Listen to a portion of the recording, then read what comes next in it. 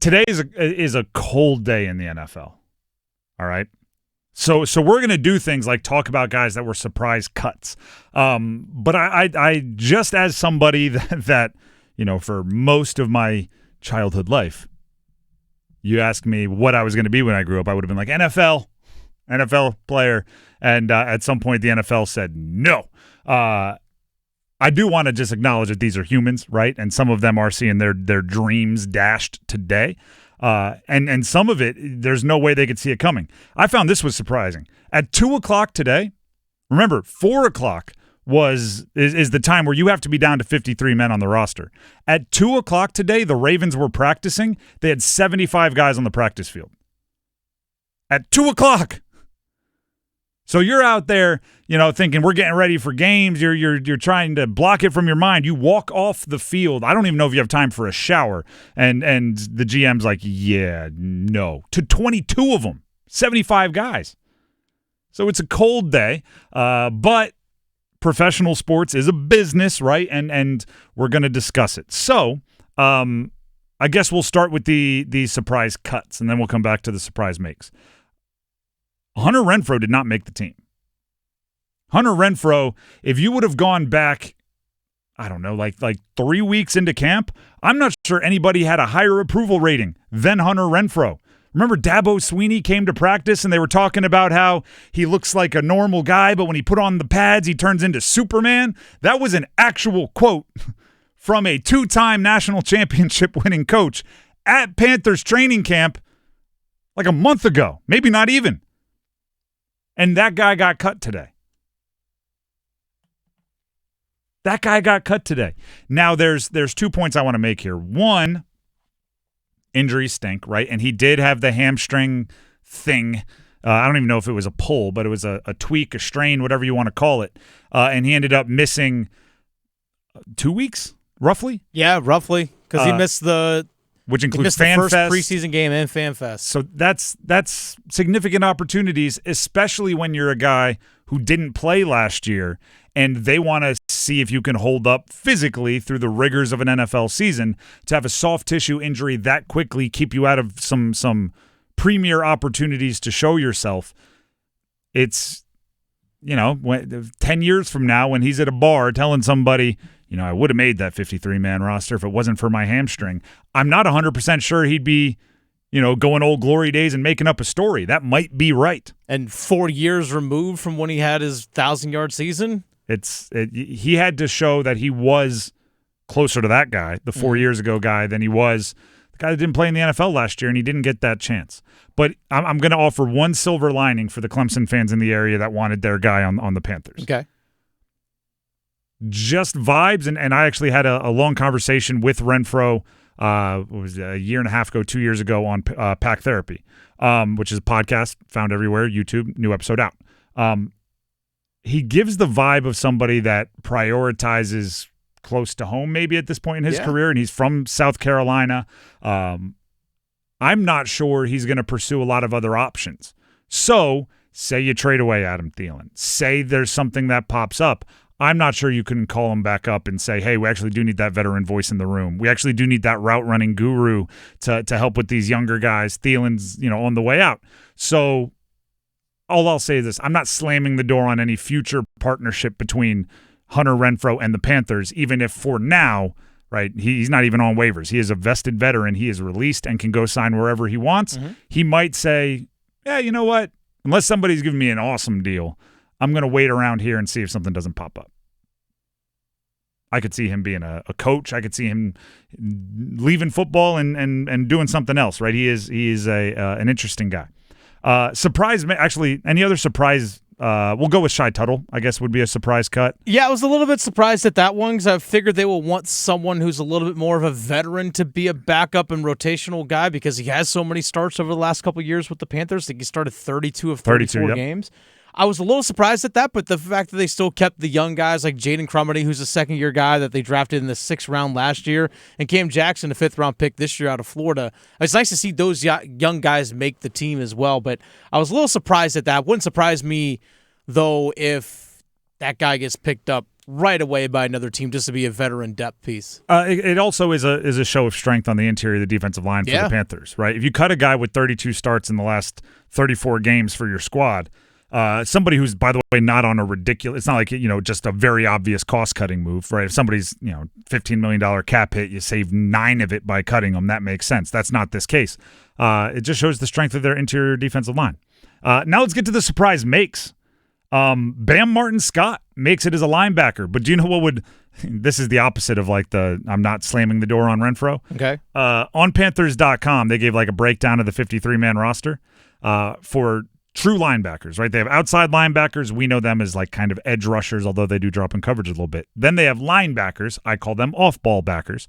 Christian Roseboom, Trevin Wallace, Claudin Charolette, Bam Martin Scott all make the initial 53-man roster. The first 7 words in their explanation of the linebacker room is this group could still be in flux. You don't say. So Bam Martin Scott and Claudin Charolette make the squad, and then immediately they go, this is from Panthers.com. That's state-run media. That's from the team. This group could still be in flux as they'll be looking for depth and special teams help in the coming days. That I cannot agree with more. Corners, safeties, off-ball backers, special teams help. You're going to have to, if you've probably already done so, but you have to watch every preseason game of every other team and find the ones that flash to you and see if you can't make a claim for them or if it's a vested veteran, go out and find a way to get them to join your team. And if that is the case, then the guys at the end of the roster at those positions are going to be on that metaphorical chopping block, which, if you look at the corners, that's probably a Caleb Evans, right? A Caleb Evans being behind J.C. Horn, Mike Jackson, Shaw Smith, Wade, and Corey Thornton. If they find a corner they like more on the waivers, that's where a guy like Evans might, go from celebrating making the 53 to, oh, darn, I'm on the way out pretty quick. But as we continue to swing the pendulum between optimism and pessimism, do you know why they kept you on the initial 53? Because, one, if they can't find somebody they like more out there, they want you to be the one. But also, I would assume this is true. If they do go find somebody at your position they like better and they bring them in, that means you will be released after the initial wave. And there's a better chance that other teams will have gone, well, we may have claimed that one, but we already claimed this other corner, and we like them similarly. So, we'll let that one pass through waivers. Then they can bring you back on practice squad. So it is much like Jalen Coker from last year. Exactly, which could very well end up being a, they like you so much they don't want anybody to have you move to keep you around, only to cut you 2 days from now or whatever it ends up being. Other surprise cuts. This is the reverse of injuries hurting you, right? You get an injury in the middle of training camp, you lose your spot. Oh, darn, right? Wally Pipp, you can be mad for the rest of your life. James Mitchell made the 53-man roster as a tight end, I believe, fortuitously because of an injury, right? Tommy Tremble has the back stuff going on, back surgery. He is cleared-ish now, right? We've still got to pass the last few hurdles here before game one. But James Mitchell has a good camp, and then they want to keep a little extra depth because of Tremble's injury history. Now they have 4 tight ends where they might have kept 3. James Mitchell gets a little bit of a boost there, right? So it's like injuries taketh away from some, and injuries giveth roster spots to others. By the way, James Mitchell, I have a little bit of a history. I covered Virginia Tech when he was playing there. He's a versatile player. The offense ran through James Mitchell when he was at Virginia Tech. Used to do the Wildcat offense. He'd be the quarterback and on running plays, would score touchdowns on the ground. He could catch passes. Dealt with some injuries, but a really talented individual. Last question here. We have plenty of time to get to this throughout the day. Dennis, what do you make of Tremaine, meaning Bryce Tremaine and David Moore, both making the team, which means the Panthers keep 7 wide receivers, and I'll just read the names for everybody. Tedero McMillan makes it, as does Adam Thielen, Xavier Legette, Jalen Coker, Bryce Tremaine, David Moore, and Jimmy Horn Jr. So I think a lot of this is, younger player with Bryce and Tremaine, upside with he's bigger guys, like 6'4", 6'5". He's a little bit of a bigger receiver. But he has shown his ability to play on special teams in both coverage and return.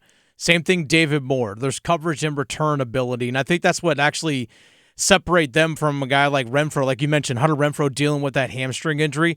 If Hunter Renfrow wasn't going to be one of your top 4 receivers, okay, now the big question is, what can you do on special teams? I think if you look at it right now, Jalen Coker's probably your number 4 option among the receivers, who also can cover kicks and be part of the return game as well as a blocker.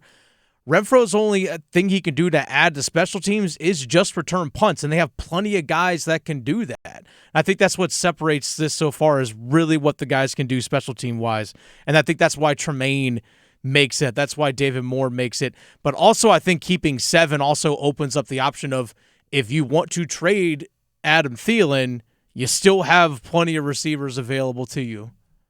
I would be a little nervous if my 5th wide receiver was Bryce and Tremaine or David Moore.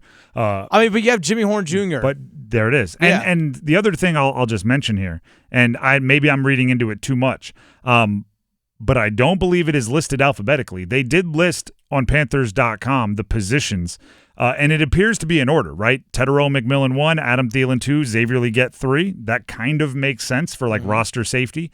Jalen Coker next.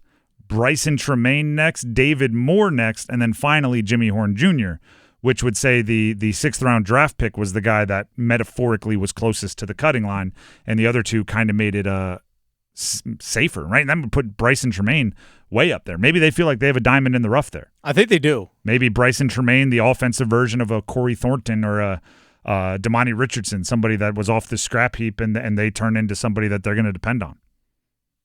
We'll see. Only time will tell. Mm-hmm. This roster's far from done. Yeah, I was going to say, and I'll say this throughout the show, and I'll say this throughout the year.